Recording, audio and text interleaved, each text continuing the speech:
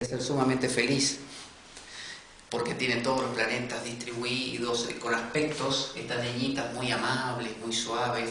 Uno ve que esa persona es un desastre y uno dice, ¿cómo puede ser? Porque a veces la vida, cuando presenta las cosas más duras, es donde ayuda a crecer y a edificar un carácter, ¿no? Armonioso, justamente. Y la gente que tiene una vida más llevadera, más fluida, se apelmaza. Entonces, no consideren que una cosa es indicio de la otra. Bueno, vamos a seguir con lo que estamos viendo. Sobre nuestra carta, que no la vamos a dejar nunca, y luego sobre cartas de otras personas que iremos haciendo, vamos a ir cada vez, a medida que aprendamos, deduciendo más cosas. Esto lo mandaste por Sí. 54 páginas y Eso. luego sucesivamente las amplié. ¿Y es tan importante la hora de nacimiento? La hora de nacimiento no marca ninguna de las cosas que vimos ahí, marca las casas. Las casas, que son ámbitos de la vida de uno, ámbitos de la vida. Así como los planetas son... Sí. Así como los planetas son aspectos de nuestra personalidad, las casas son ámbitos donde vivimos y cómo vivimos nos cuentan cada aspecto de nuestra vida. Como el ámbito de las relaciones sentimentales, el ámbito de trabajo, el ámbito de la profesión. Solo una cosita para aclarar. Sí. ¿El ascendente qué es? ¿Dónde está la casa 1? ¿O dónde está la luna? El ascendente... No, donde está la luna. No, es para saberlo en Donde la está la luna, carta. no. Hasta la luna no. El ascendente siempre lo vas a tener así. Es una línea Ah. horizontal. Sí, que no tiene nada que ver con... Y mira. Y de ahí, a partir de ahí empieza la casa 1. Claro. La línea que está aquí es el inicio de la casa y aquí acaba. Ahí empieza la segunda, está la 1. Ya, vale, el ascendente es en el horizontal. Sí. De la... La segunda comienza aquí y acaba aquí. Entonces, el ascendente es solo esta línea, no es todo esta casa. Es la línea, sí. Como tú dices, esto es la casa 1 entera, todo esto es casa 1, pero solo esta línea y donde esté, en el grado que esté, no sé, esto puede ser, no sé, al grado 3 de Tauro. Bueno, o así, más fácil. Grado 3. Era para saber el mío. Vale. Bien, no sé cuál es.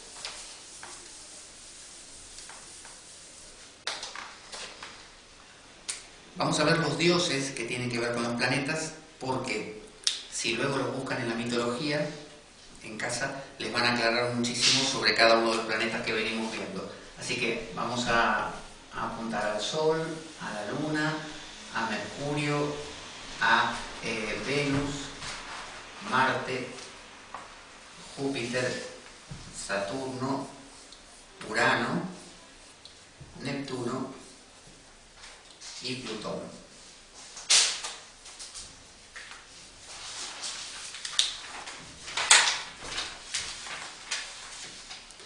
Entonces, los dioses que tienen que ver con el Sol son todos los dioses de cualquier mitología del mundo solares.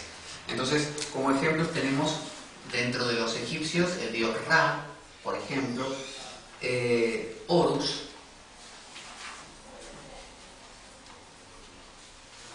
¿Eso viene en el libro? Está en el libro enumerado, pero ahora vamos a explicar Vale. un poco el porqué y eso. Sí, eso viene todo. Febo, dentro de que es Apolo, dentro de los griegos, Helios, en la India podría ser Surya, que no está ahí enumerado, Surya.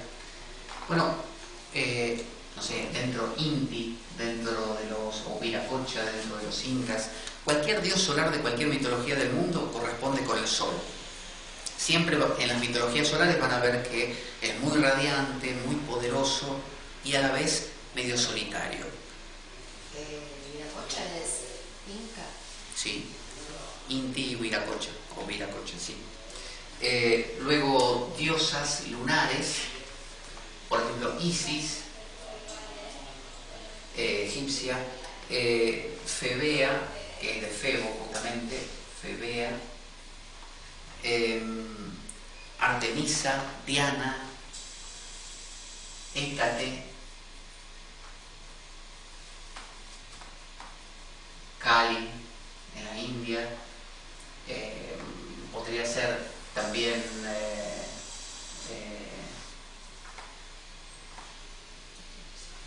Durga.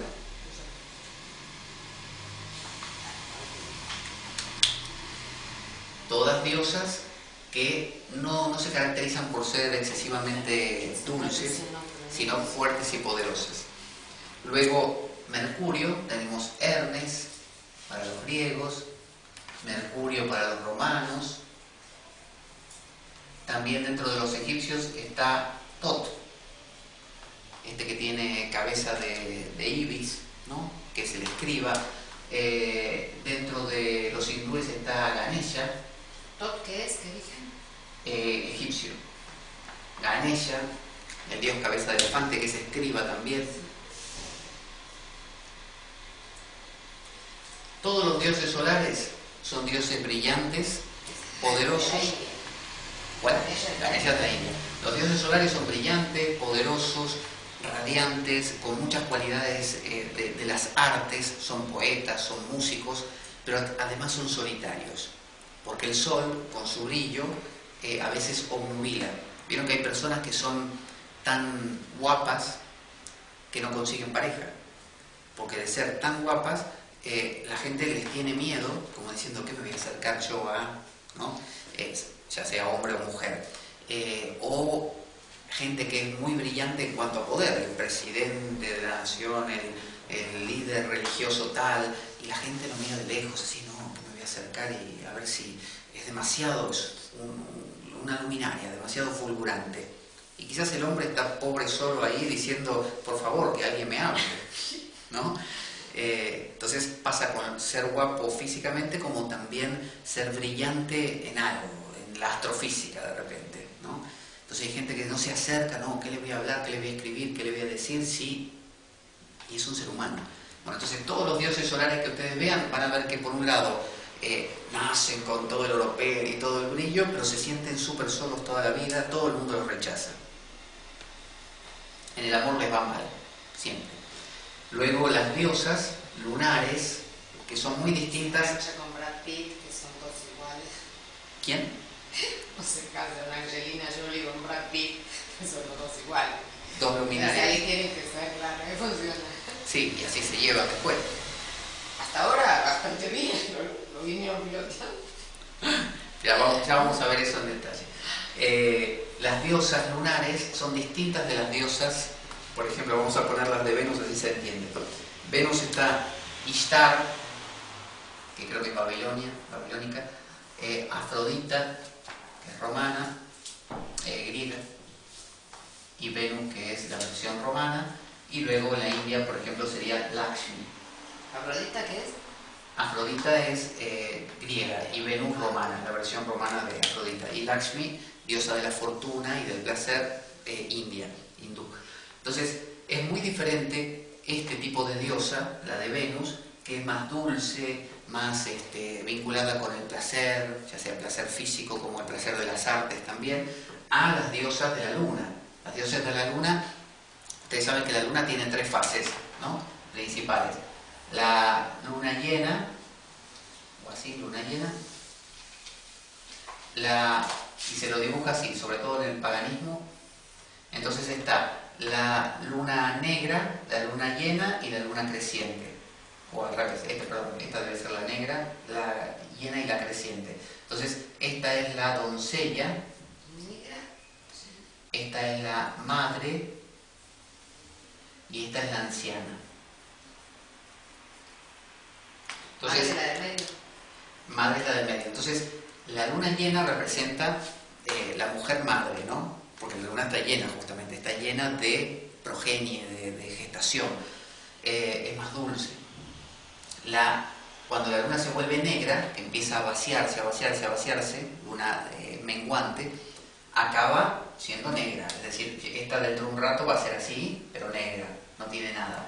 Entonces, esas son las diosas tipo Kali, tipo Hécate, diosas brujas, que son así flacas, ¿no? Escuálidas, la clásica imagen de la bruja. Esas son las luna negra. Y la doncella es la luna creciente, es la niña que está entrando en la pubertad, avanzada, está entrando en su etapa fecunda, pero todavía no es la ¿Qué pusiste? Adelante, madre, niña. ¿Qué pusiste? doncella. Ah, doncella.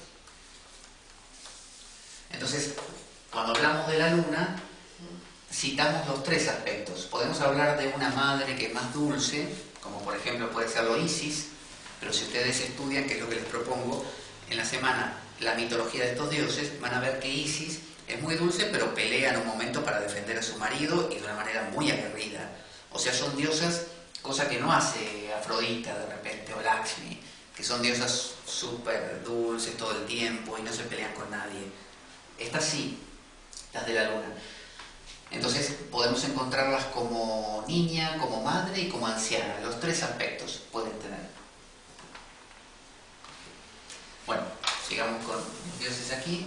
Tenemos dentro de Marte, Ares para los griegos, Marte para los romanos. En la astrología se utilizan mucho los nombres romanos, más que los griegos. En la India es Kartikeya, por ejemplo, que no se conoce mucho, con doble T, Kartikeya. Dios guerrero, siempre. Todos los dioses que uno conciba de cualquier mitología, que sean potentes, guerreros y un poco necios, justamente un poco ciegos, tienen que ver con Marte. Bueno, todos esos nombres y todos esos dioses, para meterlos en la cabeza ni caben, ¿eh? Pero la idea es que tú, con esta lista, la que está ahí, más alguno que he agregado, lo busques, aunque sea en la Wikipedia, y empieces a conectarte con esas mitologías, porque una imagen vale más que 1000 palabras. Así que si tú te lees el cuento mitológico, te va a contar mucho cómo funciona ese planeta. Cuando uno ve un planeta en una carta natal, es un ser vivo. Entonces uno se pregunta, ¿qué hace este planeta ahí? ¿Qué consecuencias trae? ¿Qué quiere? ¿Cómo se relaciona con este otro y este de más allá? Si tú no conviertes eso en personas, en seres vivos, no puedes nunca saber lo que quieren y lo que hacen y qué les pasa. Si tú los conviertes solamente en principios abstractos y los estudias tipo Marte, guerra, así como sinónimos, ¿no? Guerra, hierro, sangre. Cuando ves la carta natal está muerta. Tú necesitas darle vida. ¿Y cómo le das vida si no lo conectas con un Ares, con un Kartikeya o con un dios guerrero, no sé, Thor, de los vikingos? Tiene que ser algo que tú digas, sí, ¿qué haría Thor en este momento? Y bueno, haría tal cosa. Tiene un aspecto con, no sé, con Saturno, que representa a tal otro dios. ¿Cómo se relacionan estos dos dioses? Bueno, yo me leí la mitología, sé que tal reacciona cuando le pasa tal cosa así, así. Por lo tanto, ahora puede tener esta reacción, y eso lo creas tú, ¿no? O sea, es una creación propia. Sí, tú vas contando un discurso, una historia que lo vas armando en base a otorgarle vida a ese planeta. De lo contrario no tiene ni pies ni cabeza. Sí, pero eso quiere decir que primero tienes que tener hecha una carta astral de X persona y la empiezas a estudiar y ves en cada uno todos estos dioses y tal, y montas una historia para luego contársela a esa persona, ¿no? Porque es que aprenderse todo eso. Lo que pasa es que con el tiempo esto no requiere un esfuerzo. Tú ya te los leíste, ya los conoces, son tus amigos. Donde quieras que los veas en cualquier carta natal te hablan. Y eso solo es práctica. Estudiar, pero practicar también. O sea, no se da solo. Es muy triste interpretar una carta natal así de libro y decir, a ver, esto que vimos el otro día, por ejemplo, Sol, eléctrico, enérgico, poderoso, activo, vital, fogoso, fuerte. ¿Cómo interpretas una carta natal con eso? Está muerto eso. Entonces, bueno, vamos a seguir con estos, así los terminamos. Júpiter, tenemos Zeus para los griegos, Júpiter para los romanos, para los hindúes es Indra, o también puede ser Vishnu, por si lo quieren ver en la mitología hindú. Vamos a avanzar un poquito más. ¿En la hindú es de cualquiera de los dos? Sí, esos dos son de la hindú. ¿Qué dijiste? ¿Qué pusiste? Vishnu, SH, Vishnu. Cronos, de Saturno. Cronos es lo griego y Saturno es el nombre romano. Ponemos los dos aquí para que se note que estamos hablando de lo mismo, pero acá en astrología usamos siempre el romano. En la mitología de la India suele ser Kala, el tiempo, ¿no? Que es uno de los nombres también de uno de los aspectos de Shiva. El dios Shiva, en uno de sus aspectos, es el dios Kala, dios del tiempo, y representa a Saturno. Y, por ejemplo, Saturno de los romanos y Shiva tienen las cosas en común. Claro. O sea, que yo voy a leer la historia de Saturno y va a ser prácticamente el mismo que Shiva. No, no el mismo. Lo que tú vas a hacer es conocer primero el planeta. Así, cuando lees la historia, que ya lo vamos conociendo en planeta, cuando lees la historia, puedes de esa historia extraer elementos que engorden o que aumenten tu comprensión de ese planeta. Por las distintas culturas de la humanidad, ¿no? Porque cada cultura tiene su particularidad y no va a contar la misma historia igual. Claro, no, eso me imagino. Pero como los seres humanos somos seres humanos en todas partes, sí, siempre creamos un Saturno de alguna manera, siempre necesitamos ver y crear un Saturno. Así que el Saturno puede ser creado, si no hay mitologías, en líderes políticos, en estrellas de rock, siempre hay uno que represente cada cosa. O sea, todo lo que vemos en astrología está acá, en esta vida. No solo en las cosas que podemos otorgarle cualidades planetarias, sino también en las personas, en los movimientos políticos, en los movimientos sociales, en los movimientos religiosos. Entonces, Urano es... Perdona, Cronos es dios del tiempo, dijiste. Del tiempo. Zeus. Zeus, ahora lo miramos bien, verán que avanzamos un poquito. Zeus es el de Júpiter. Zeus es Júpiter. Sí. Urano, que es un dios... El dios de los dioses, ¿no? Sí, del Olimpo y de todos los dioses. Neptuno, el dios jefe. Neptuno, que para los griegos es Poseidón.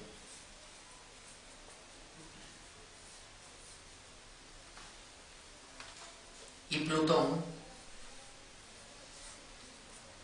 que es para los romanos, pero para los griegos es Hades.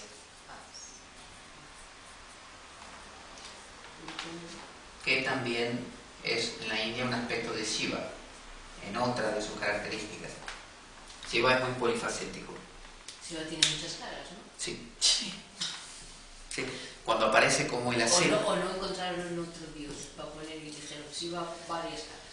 Pasa que Shiva, como es un dios que proviene del trasfondo pre-védico, o sea, es de la cultura que existía, de los Drávidas, cultura que existía antes de que vinieran los indoarios al subcontinente indio. Entonces se le adicionaron significados que venían de los conquistadores también. Entonces están los anteriores y los posteriores.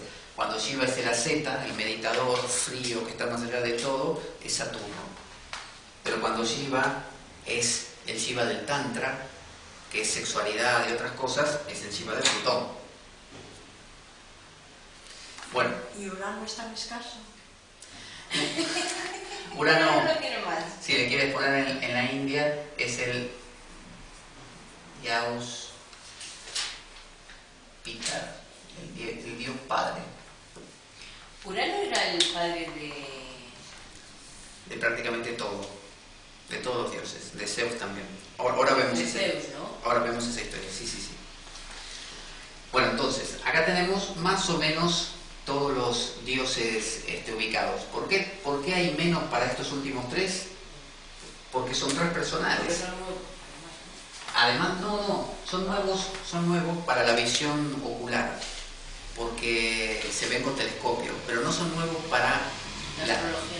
No, para el ser humano, porque el ser humano se maneja con arquetipos, y los arquetipos son eternos, siempre van a estar. Lo que pasa es que ¿por qué estos tres tienen menos dioses que los representan? Porque son más incomprensibles. Al ser transpersonales, como yo les conté el otro día, yo me puedo dar mucha cuenta, vamos a dividirlos así como se dividen, que es por las dos luminarias, así se hace más claro, los tres planetas interiores, los dos exteriores y finalmente los tres transpersonales. Habíamos dicho, si yo hablo del placer, qué rico comerme tal cosa, qué placentero. Eso está al alcance de todos. Todos sabemos que es rico comer tal cosa. Y nos podemos poner de acuerdo y comentamos qué le gusta a cada uno. Pero si ahora yo pregunto, a ver, vamos a contarnos mutuamente cómo mutamos, cómo nos autotransformamos, cómo vamos variando interiormente, pero no en que hoy me pongo esta ropa y mañana me pongo otra, sino cómo fue que hiciste un giro en tu vida y cambiaste tan radicalmente. Creo que eso no lo sabe ni uno. Por eso. Entonces, estos planetas, Como para contarlo. por eso, tienen poca representación entonces pictórica, porque son más intangibles y nadie en las culturas antiguas se iba a poner a adorar demasiado a un dios que es tan inasible. Se adora mucho más a los dioses tangibles, que son estos, ¿no? Entonces, dios de luminares, diurno y nocturno, tenemos los dioses solares y las diosas lunares, que son a veces guerreras, a veces brujas, a veces madres. Aconsejo que cada una en su casa busque, aunque sea durante un ratito, cuando tenga tiempo, Hécate en la Wikipedia, Diana, la diosa cazadora de los romanos, Febea, la hermana del sol de Febo, Isis, diosa griega, madre también, Hermes, ¿no? Dios escriba. Van a ver que todos estos tienen las características del conocimiento, ¿no? Todos estudian, todos escriben, todos libros, ¿no? Libros comunican, son los que llevan estos. Ah, me acuerdo, sí. Sí, podemos agregarle también dentro de los hindúes Narada, que es un comunicador. Todos los que llevan y traen mensajes.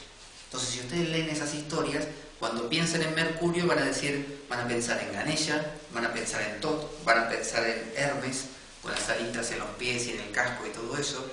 Entonces, es más fácil deducir qué haría ese planeta cuando uno tiene la imagen del mito. Claro.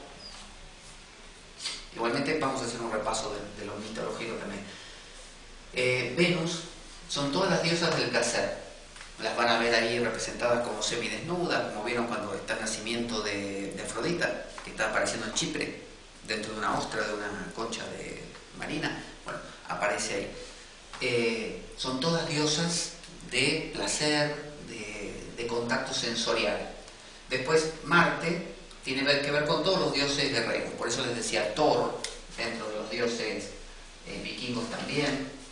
Es decir, cualquiera, no importa que yo ahora no los ponga. Son todos los dioses que ustedes los vean con la espada en mano, sin mucho cerebro y dándole a la guerra. Eso Ares. Luego Júpiter son todos los dioses del cielo, muy poderosos, pero hay dos tipos de cielos. Está el cielo de las nubes y el cielo de las estrellas. El cielo de las nubes lo vemos, está ahí nomás. Casi uno podría decir, lo tocó con la mano, ¿no? Me subo a una montaña y estoy tocando el cielo. Pero el cielo de las estrellas no. El cielo de las estrellas es como una cosa inconmensurable, parece tener una altura infinita, ¿no? Los antiguos pensaban que el mundo era como un globo que tenía agujeritos y a través de esos agujeritos se veía una luz del otro lado y esas eran las estrellas. Entonces, el cielo de las estrellas es Urano, mientras que el cielo de las nubes es Júpiter. Entonces, Júpiter siempre es el dios padre, ¿no? Pero espera, dijiste que representaban dos cielos. El de las nubes es Júpiter y el otro pertenece a Urano.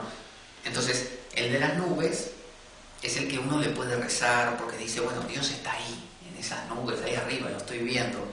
Pero el de las estrellas es como decir, te hablan, no, mira, hay otro Dios, mucho más grande, incomprensible, que está allá lejos, lejos, lejos en las estrellas. Uno a ese Dios no le apetece mucho rezarle ni nada, es medio sin forma, como el Brahman de los hindúes, es algo que no tiene forma, no lo podemos concebir, no lo podemos pensar. El Yahvé de los judíos, el Alá, ¿no?, de los islámicos, pero en cambio este no. Júpiter es el Dios ya que tiene forma, está más cerca, es el Yahvé que baja, en tal caso a hablar con Moisés y le dice, yo soy el que soy, aquí estoy. Es otro Yahvé, no el Yahvé de los ejércitos, imposible de tocar. Este es Zeus entonces. Y Cronos o Saturno tiene que ver con el tiempo, entonces son todos los dioses viejos. esos viejos, decrépitos o meditadores que de tanto meditar están hechos piel y hueso. Todos esos dioses.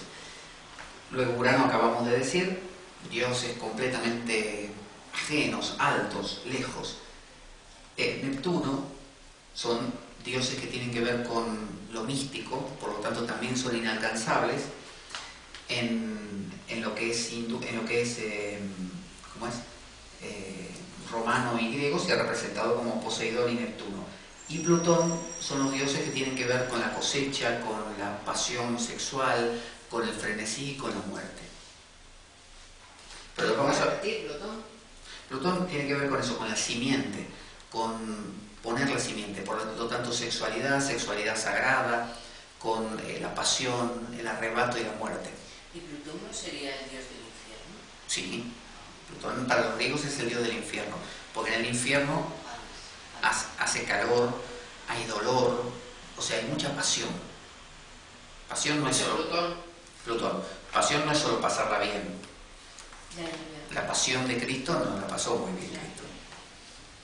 Entonces, vamos a verlo en una historia ahora de continuo, de manera que podamos verlos a todos ellos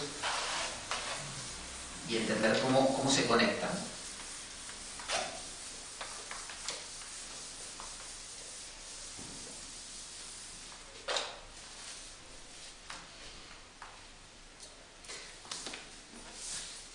Aquí, en el libro mismo, hay una historia de astrológica y mitológica a la vez.